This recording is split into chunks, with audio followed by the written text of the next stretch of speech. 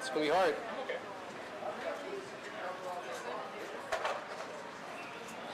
Well, we move them just a little bit. Hey, how you doing? Hey, Mark, how you doing? Okay, next up, guys, we have Orlando Harding from San Diego with Inner Demons. All right, thank you.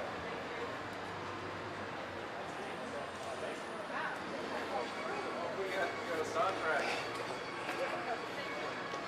The daughter of Satan, Diana, is born in hell. Oh, yeah. Okay. The daughter, can you hear me now? Oh, yeah. Okay, okay. Okay. Born in hell. Who wants to read it up for you? Okay. She has but only one purpose. That purpose is to kill the cherubim of God on earth. Earth is now like Las Vegas. Anything goes, anything can be done. Even angels have partaken in the sins and the rampage on earth.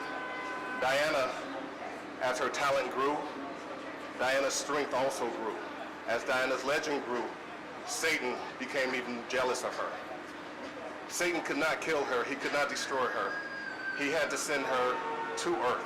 If he killed her, Satan would look weak. She was beaten. She was tortured. She was set adrift in the fires of hell, sent back to earth. But before she was set adrift, she was able to steal the one thing that Satan cherished, the only thing he had remembrance of from the old days, and that was the halo given to him by God. Diana steals the halo and uses it on earth to take people out. Diana is on earth, she's killing angels, and she's indiscriminate. Diana kills angels, she kills demons, her bloodlust has no control whatsoever. But one thing Diana did not count on. One thing that Satan gave to her that she did not expect. He gave her the ability to love, the ability to have emotions. Diana did not see this coming, and she was not able to deal with this. Diana, getting close to one of her targets, met an angel, was ready to kill him, and ended up falling for him. What she did in the end, after meeting with this angel, she ends up getting pregnant by the angel. Now, neither heaven nor hell can tolerate such an abominance.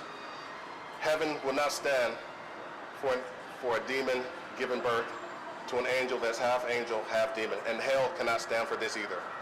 What ends up happening is Diana, now that she's pregnant, what would any parent do to make sure that their child is safe?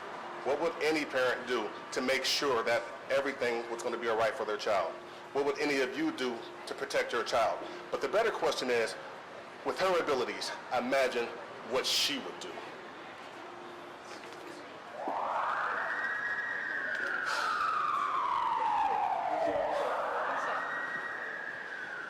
Oh yeah, throw it all away. Well, there's something I really like about this, and there's something I really don't like about it, and I can't quite put my finger on either. It's quite a professional, presentation, and you're a very likable guy. I don't know, what am I not quite getting about this? Well, on the presentation part, I would do it without the music. All right, it's a track from you. I want to hear your pitch. I want your passion to start coming out. I actually felt you yourself were distracted by your own music. Yeah, you felt like your timing was off. Yeah, your timing was a little off.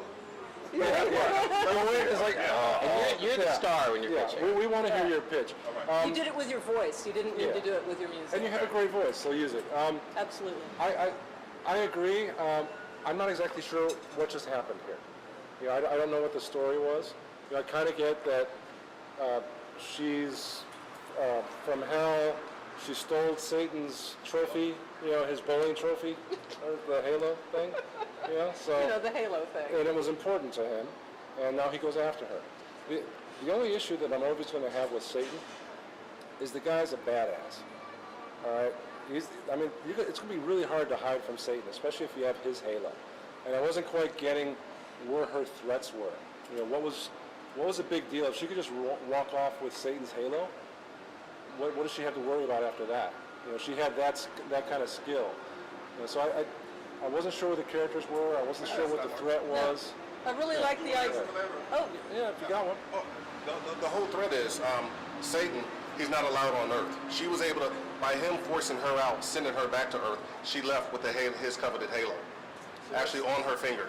So that's the whole. That's the whole. He wants thing he wants the halo back, but there's another twist to it. He's going to send all his minions after her to get the halo back. And So that releases hell on Earth. no, it doesn't release hell on Earth. Not yet. The hell on Earth is released once she conceives a child that is half demon, half angel.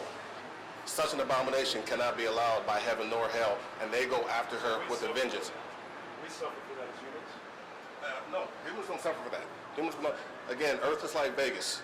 You know, just like other things you've seen, neither angels nor demons can mess with free will. They can't just come down to Earth and just kill people, take them out, or what have you. I don't feel a threat to us, though. Yeah. I mean, heaven and hell, that's the eternal battle. That's the eternal battle. I mean, that has a lot to do with us, doesn't it? Yeah. Yeah, so what happens to us? Well, I'll answer that question. What happens to us is, after Diana is pregnant, what she's going to have to do, in order to protect her child, she's going to make a bargaining chip with Satan. Say, all right, in order for Satan to start Armageddon, I need one more angel on my side, and we can start Armageddon. The very angel that she gets pregnant by, she's going to turn, because he also wants to protect his child. So she's going to turn him. Satan now has the last angel he needs to start Armageddon, and that's when the human suffering comes. Armageddon will be fought on Earth. Pretty much all are.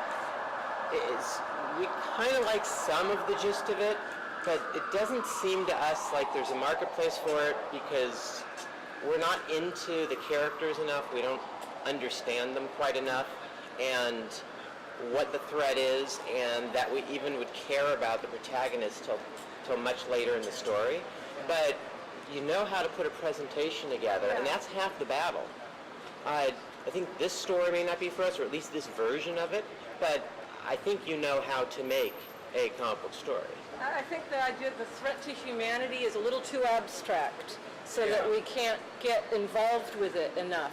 It's like reading Greek mythology. If you could just As a character. clarify why, Identify with. give us some in to what's going on. Give us as a reader a stake in it. It's a little too big almost.